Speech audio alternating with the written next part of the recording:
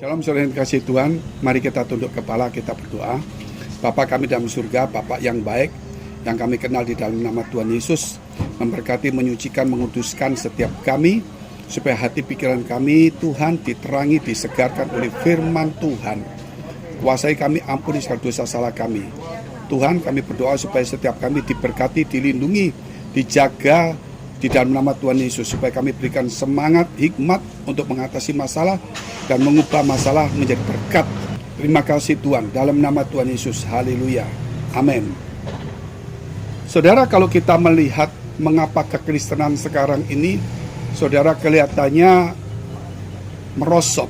Sebenarnya bukan merosot, jumlah dan semangat kelihatannya semakin baik, tetapi sebenarnya itu adalah pancaran dari emosi, bukan satu kerinduan. Sebab itu kita harus belajar bagaimana kita membangkitkan kerinduan itu untuk mencari firman Tuhan. Seperti dikatakan, berbagailah orang yang haus dan lapar akan firman Tuhan.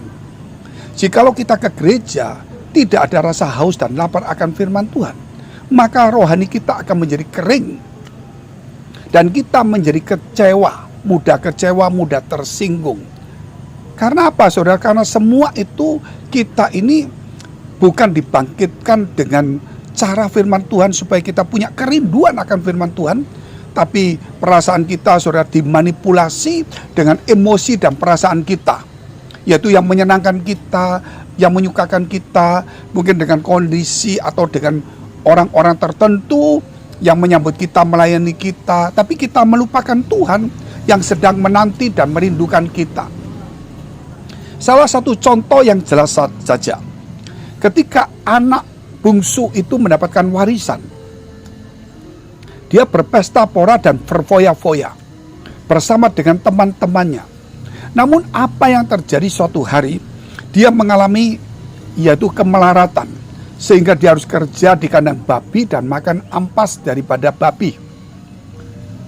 Dan akhirnya dia teringat akan ayahnya. Dan kemudian dia mulai sadar dan dia mau pulang dan dia mau merendahkan diri. Aku pulang walaupun tidak sebagai anak pun gak apa-apa. Maka dia kemudian pulang. Dan di tengah perjalanan, papanya itu sudah ada di depan pintu dan melihat anak itu. Sehingga papanya berlari dan memeluk dan mencium, memberikan pakaian bagus dan membuat satu pesta. Dari sini kita akan melihat bahwa anak itu ketika punya harta, dia ingin duniawi. Tetapi hartanya habis, dia tidak rindu kepada papanya. Tapi keadaan sulitlah memaksa dia kembali kepada papanya.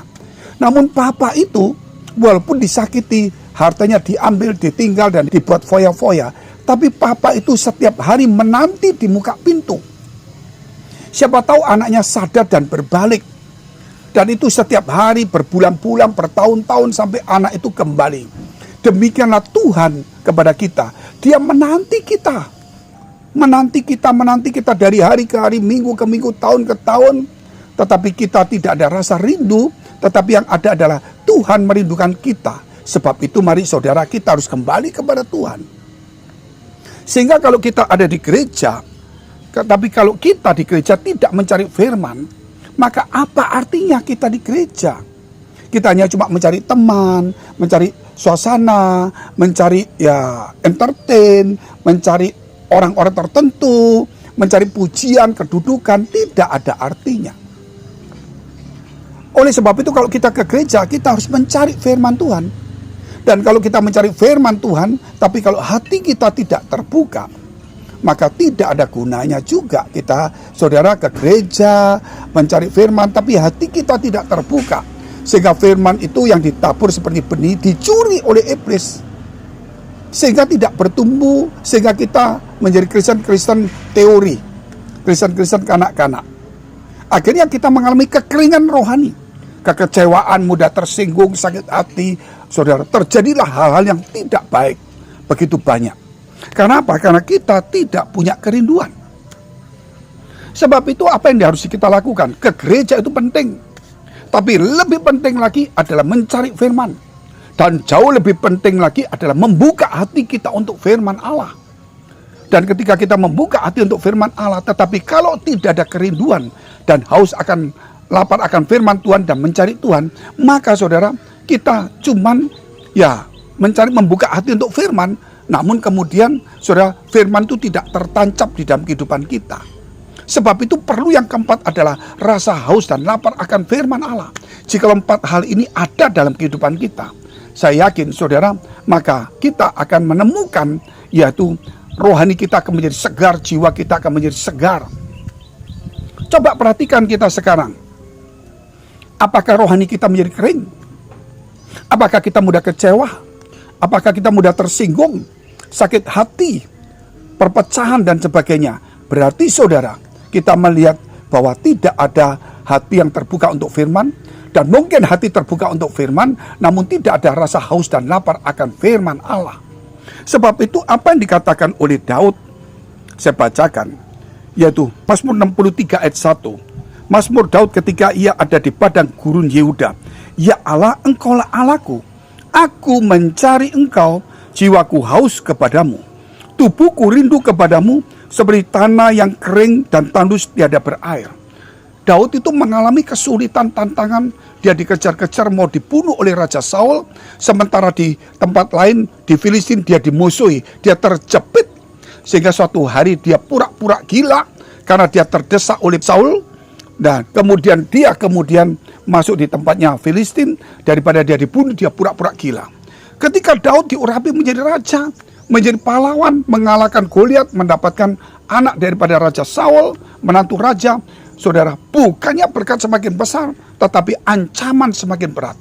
Sebab itu saudara, Daud itu tinggal di padang gurun, tetapi disitulah kemudian dia tidak kecewa, dia tidak marah, tetapi dia katakan, ya Allah, Engkaulah Allahku, aku mencari Engkau, jiwaku haus kepadamu, tubuhku rindu kepadamu, seperti tanah yang kering dan tandus tiada berair. Dia tidak kecewa, dia tidak marah. Dalam satu proses ketika dia dipakai Tuhan, dipanggil Tuhan, tapi ketika dia mengalami masalah, bukannya diberkati, tetapi dia semakin haus dan rindu kepada Tuhan. Inilah juga dalam kehidupan kita sebagai orang percaya.